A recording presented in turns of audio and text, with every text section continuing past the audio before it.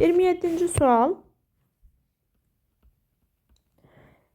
A bərabərdir 12 üstündə 223 vuraq 7 üstü 56 üstə gələk 19 üstü 25 ədədinin son rəqəmini istəyir bizdən. İlk öncə son rəqəmi tapmaq üçün ədədin də son rəqəminə baxaq. Yəni 2 üstü 223-ü tapmalıyıq. Bu onsa 7 üstü 56-dır. Bir də 9 üstü 25-i tapmalıyıq. Gəlin ilk öncə 2 üstü 223-dən başlayaq. Bunun gəlin görək neçə ədəddən bir təkrarlanır. Yəni necə? 2 üstü 1-ə baxaq, 2 ilə qurtarır.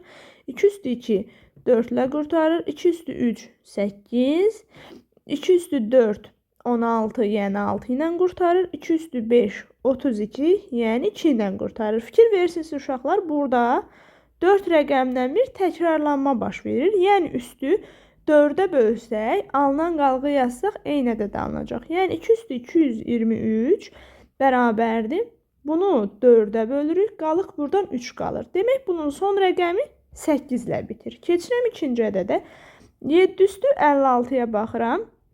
7 üstü 1, 7 ilə qurtarır. 7 üstü 2, 49, son rəqəmi 9 ilə qurtarır. 7 üstü 3-ə baxaq. 7 üstü 3, 343 olduğundan, yəni son rəqəminə baxırıq 3. Sonra 7 üstü 4-ə baxaq. 2401 eləyir. Onun da son rəqəmi 1-dir. Sonra 7 üstü 5-ə baxaq. Fikir verirsinizsə son rəqəmi 7 olacaq. Demək, bu da 4 rəqəmdən bir təkrarlanır. Gəlin üstü 4-ə bölək. Fikir verirsinizsə burada qalıq qalmır. Qalıq qalmırsa, bu 7-dir. Aha, qalıq qalmırsa 7 üstü 4-ün özünü yazırıq. Niyə uşaqlar? Çünki bir dənə fikir verin. Burada 7 üstü 4-ün misilləridir də. Baxın. 7 üstü 8. 7 üstü 12. Belə davam edir. Baxın. 7 üstü 56. Elə 7 üstü 4 deməkdir. Ona görə 7 üstü 4 yazırıq da 7 üstü 0 yazmırıq. Qalıq 0 qaldıq. Yəni 7 üstü 4'ü yazırıq.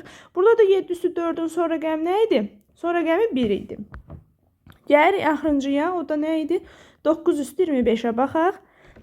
9 üstü 25, 9 üstü 1, 9, 9 üstü 2, 81, yəni biz son rəqəminə baxaq, 1, 9 üstü 3, son rəqəm 9 olacaq. Aha, demək bu 2 rəqəmdən bir təkrarlanır. 9 üstü 25 2-yə böldükdə gəlin qalığa baxaq. Qalıq nə eləyəcək? Qalıq 1, yəni son rəqəmi 9 ilə qurtarır. Gəlin yerinə yetirək, bu ifadəni götürək. Aha. Yəni aşağıdan yazaq. Aha. Nə oldu? Bunun son rəqəmi 8. Son rəqəmi 1. Son rəqəmi 9. Bu cəmi də eləyir 17. Son rəqəmimizi aldıq 7. Yəni cavab 7 alınır.